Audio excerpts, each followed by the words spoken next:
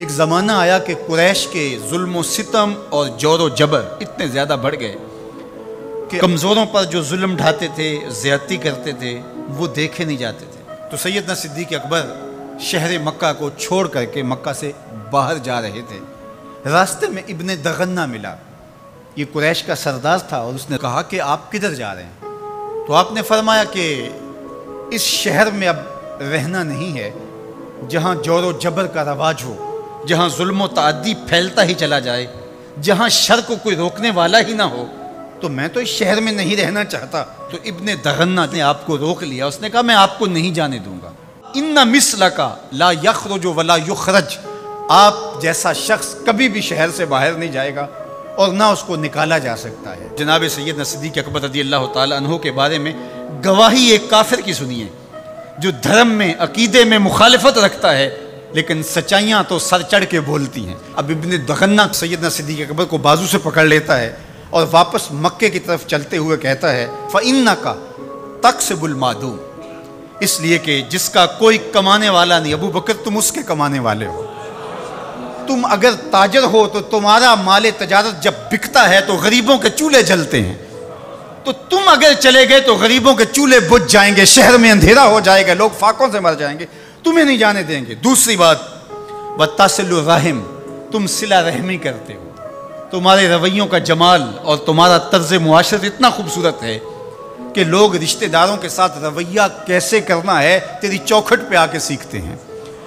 تیسری بات وَتَحْمِلُ الْكَلَّةَ، جس کا کوئی بوجھ اٹھانے والا نہیں، ابو بکر اس کا بوجھ تم اٹھاتے ہو، اس کی ضرورت کو تم پورا کرتے ہو۔ وَتَقْرِي الضَّيْفَ، اور آپ مہمان نواز ہیں، اور وَتُعِينُ عَلَىٰ نَوَائِبِ الْحَقِّ، اور آپ ان لوگوں کی مدد کرتے ہیں جو راہ حق کے اندر مشکلات میں گر جاتے ہیں۔ اب وہ 5 باتیں جو ام المومنین نے حضور علیہ السلام کے بارے میں کہی، وہی 5 باتیں ابن دغنہ نے حضرت صدیق اکبر کے بارے میں کہی۔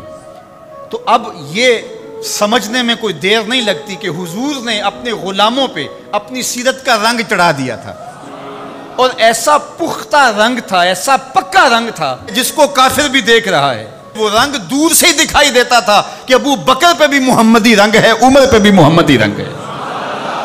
اب آئیے ایک حدیث اور رکھتا ہوں، اور وہ ابو داود میں ہے، ترمذی میں ہے، اور سیدہ عائشہ رضی اللہ تعالی عنہا فرماتی ہیں، کہتی ہیں ما رأیت احدا کان اشبہ سمتن و ہدین و دلن و کلامن برسول اللہ صلی اللہ علیہ وسلم من فاطمہ، کہا کہ میں نے سیرت میں، صورت میں، عادات میں، طرز زندگی میں، انداز معاشرت میں حضور کے مشابہ فاطمہ سے بڑھ کر کسی کو نہیں دیکھا ہے۔